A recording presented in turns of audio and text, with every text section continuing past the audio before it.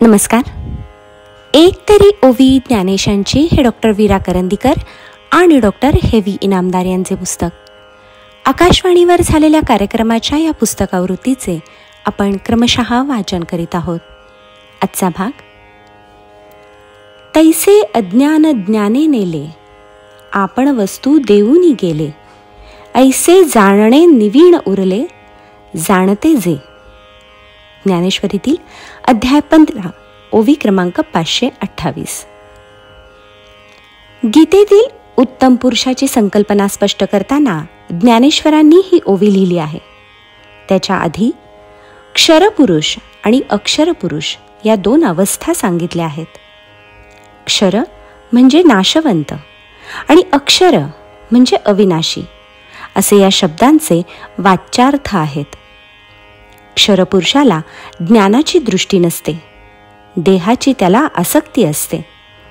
संसाररूपी स्वर्गाच्या शोधासाठी तो माझे तुझे करीत अहंकाराने धावत सुटतो. चंद्राचं प्रतिबिंब पाण्यामध्ये पडलेलं असतं. पाणी हललं की ते प्रतिबिंब सुद्धा हलू लागतं. तीच गोष्ट क्षरपुरुषाची. तो विकारांच्या तावडीत सापडलेला असतो. त्यामुळे त्याला आत्मा देखील विकारमय वाटू लागतो.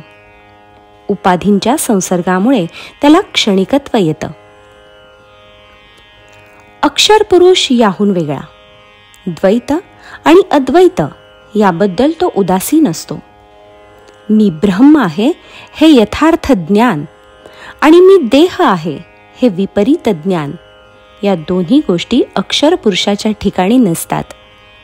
समुद्र आटून कोरडा झाला तर लाटा नसतात आणि पाणी देखील नसतं. तशीच अक्षरपुरुषाची अवस्था असते. चंद्राचं चंद्रपण अमावस्येत सुद्धा उरतं, तसंच त्याचं अक्षरपण असतं.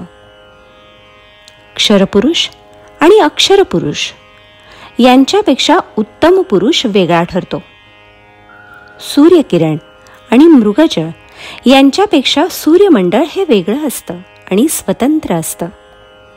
तसाच हा उत्तम पुरुष. तो आत्मरूप असतो.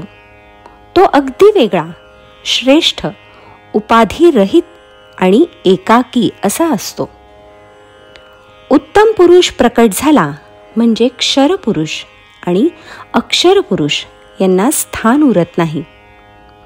मी ब्रह्म आहे हे ज्ञान झालं म्हणजे मी देह आहे हे अज्ञान नाहीसं होतं. पुढं मी ब्रह्म आहे हे ज्ञान सुद्धा ज्या ठिकाणी नाहीसं होतं ते या उत्तम पुरुषाचं रूप असतं. इथं द्वैत तर नाहीसं होतंच, पण द्वैत सापेक्ष अद्वैत सुद्धा उरत नाही. याला लौकिकामध्ये परमात्मा असं म्हणतात, पण ते देखील जीवदशेमध्ये राहूनच. याचं दर्शन झाल्यावर पाहणाराच नाहीसा होतो. मग याचं वर्णन कोण आणि कसं करणार?